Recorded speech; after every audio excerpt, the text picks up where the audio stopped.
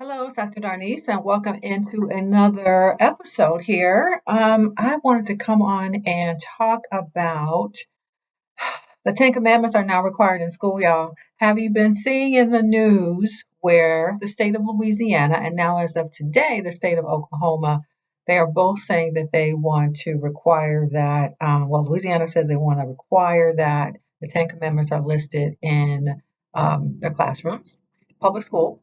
And in Oklahoma, they want the Bible to be taught, to be required immediately, right? So I guess going into this new school year, they will want to integrate teaching the Bible in the state of Oklahoma. Now, y'all know I'm a college professor, semi-retired college professor. Keeps reminding the universe. Um, and so, of course, I have some thoughts about teaching religion in our public school system here in the United States of America. Now, do you realize that we have freedom from religion in this country? First of all, we have freedom from religion. Most people will say we have freedom of religion. It's the way we commonly say it. We have freedom from religion, meaning that the state will not impose any religion upon the population.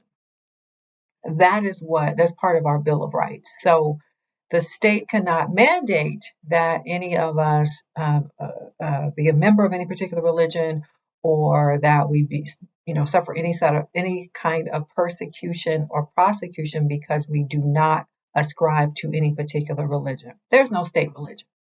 And yet, what we see happening is this new flavor of white evangelical Christian nationalism. Christian nationalism, if you're not really paying attention, is trying to take over.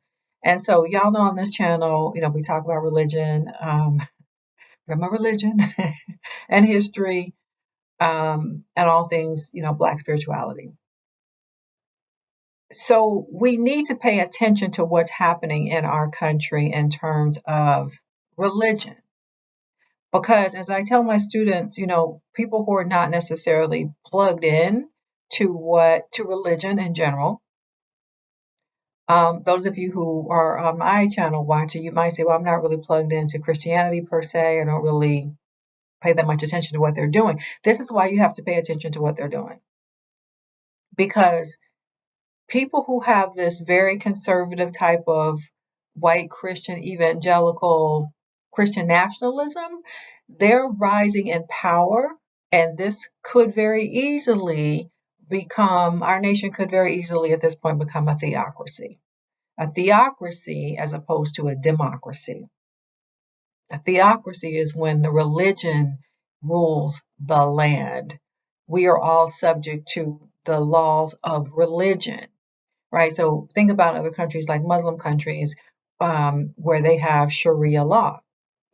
Now in our country, we talk about how Christians talk about how opposed they are to Sharia law. They were so worried about Muslims coming to this country because Muslims were going to set up Sharia law.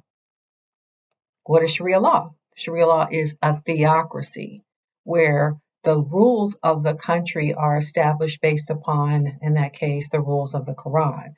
So in this case, what we see are people, Christians, who are trying to say in this diverse country that Christianity should be the law of the land, and that all of our laws will be established based upon Christianity as the dominant religion and governing force.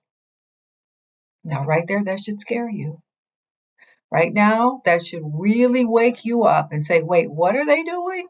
This is not just a one-off. See, we started with Louisiana saying we're going to post the Ten Commandments up in the classroom.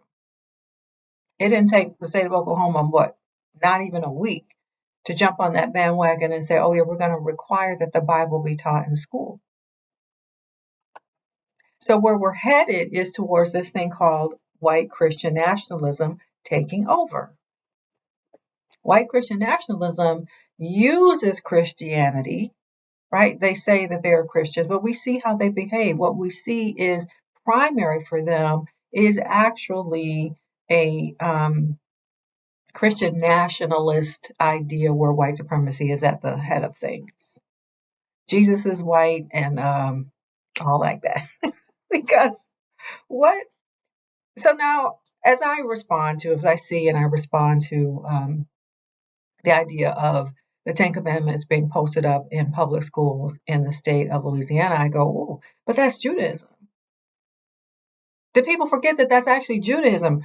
We would be in the Old Testament, that's Judaism. And there's so many among the white Christian nationalists who are anti Semitic. They don't like Jewish people. But yet, they want to hold up the Jewish law as an organizing principle in our public schools. So again, here's why we have to be especially awake. Here's why you can't afford not to pay attention to what is going on politically or religiously in our country, because religion and politics are intricately connected in this country, and it's not enough for us to say, oh, well, not for me. Yes, because this will become the dominant way that our American politics are determined. We already see the overturn of Roe v. Wade. Based upon what? Based upon an understanding about Christian morality, value systems. We already see it happening. So we have to really wake up. Also, I want to say, when I saw that about Oklahoma today, and they said they want to teach the Bible in class. I said, "Oh, let me go. Let me, because I got some books. This thing called liberation theology. That's what we're gonna talk. If it was me, oh, we're gonna open up the Bible. Mm-hmm. We sure are. We're gonna start with the Beatitudes from Jesus. Blessed are the poor. Blessed are the meek. Yeah, we're going for that. Okay, here's some books I want to recommend, and I have before, but these are books written from colleagues of mine. Well, one's a colleague of mine, Dr. Aubrey Hendricks. This is The Politics of Jesus. I've recommended it many a time on this channel, many a time, The Politics of Jesus. So if we're going to teach religion, we're going to definitely talk about the politics of Jesus of Nazareth. Whew, those people in Oklahoma would be through with me. And I would say, well, you asked me to teach the Bible. So I went in here to Luke 4:18. If y'all want to know, if y'all want to follow along, Luke 4:18, that is considered to be Jesus's mission statement, his self-understanding about what he was doing. And yeah, we're just going to learn that scripture day in and day out. And then we're going to see how the American enterprise lives up to that. Because y'all fixing to fail, really. So into the school system. This is also by Aubrey Hendricks. Christians Against Christianity. Aubrey Hendricks. Christians Against Christianity, How Right-Wing Evangelicals Are Destroying Our Nation and Our Faith. Christians Against Christianity, How Right-Wing Evangelicals Are Destroying Our Nation and Our Faith. So really, it's about how white Christian evangelicals are hijacking the religion of Jesus, and turning it on its head and inverting all of the moral principles to do what they want. And again, that's why we have to pay attention, because they are using it to do what they want. Also, I recommend, if you've never watched The Handmaid's Tale, it's on Hulu, or read the book by Margaret Atwood. It's startling. It's startling, and it's telling us exactly where this country is headed. We can't be surprised. Please don't be that person who says, well, I never saw this coming, or, I didn't realize it was that far gone. No, mm-mm, mm-mm, mm-mm. No, it's just comfortable and convenient to not read a book. Y'all know how I feel about that. I gave y'all a whole Black Studies reading list. If you never got that Black Studies reading list, or you haven't seen me talk about the Black Studies reading list, just put in the comments, how do I get the Black Studies reading list? And you'll have to give me, I'll send you a link, and you'll have to give me your email address, and I'll send it to you, because it's imperative that we read. It's imperative. And we are a society that is becoming so, our attention span is becoming so short, and that is intentional, where people can't read a book, won't read a book. Your children and your grandchildren won't read a book. Generation Alpha, Gen Alpha, the kids, they don't read. They don't know how to read or write cursive. That's intentional. So you can't pick up and read something like this, A Black Theology of Liberation. You'll be so out of the habit of reading a whole book that that'll be a thing of the past. If you can't read books, if you can't read philosophy, if you can't read history, you can't read religion, you can't read about the arts, you'll have to reinvent the wheel every generation. Every generation. And so those people who are really powerful, they will run away with with all the power because the population will have become so dumbed down.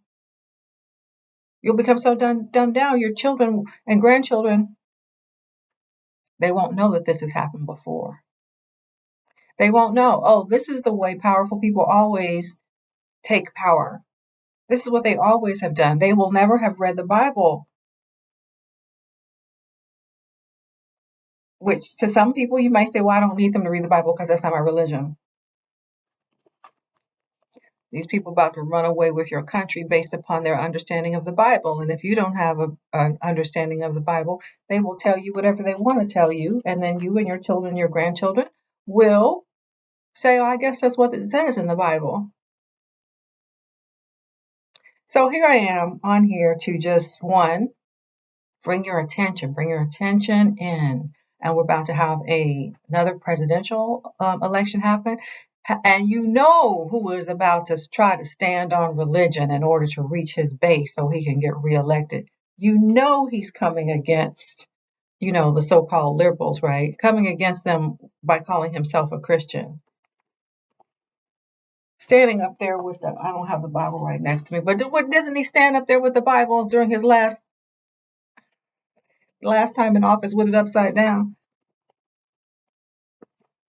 Laughing at the general population of America because people don't read anymore. People don't read anymore, and it is to our detriment. Please, it's the summertime. Please give your kids something to read. Give them something to read so that they maintain a habit of reading, maintain or create a habit, a routine. If it's only for 20 minutes a day, it is critical. And as Black people, we can't afford to let our history go. If we don't value our history, who's going to value it? If we don't teach our children our history, who's going to do it?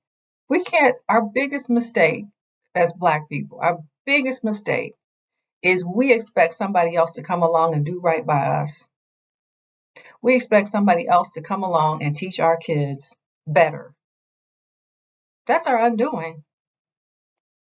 So if you want that Black Studies reading list, just put in the comment that you want the Black Studies reading list, and I will send you a link and you can sign up to be on that newsletter list. And on occasion, I will send you some emails. I do go live on Sundays. I'm going to start that again. Well, I don't, not every Sunday, but a couple times a month I go live.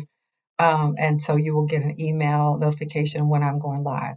So yeah, go get one of these books that I'm talking to you about. James Cone, almost anything from James Cone.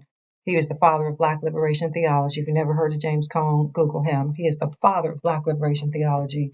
You can go on YouTube, type in his name, and watch just about anything. He has a very powerful video that he did. He passed away in 2018.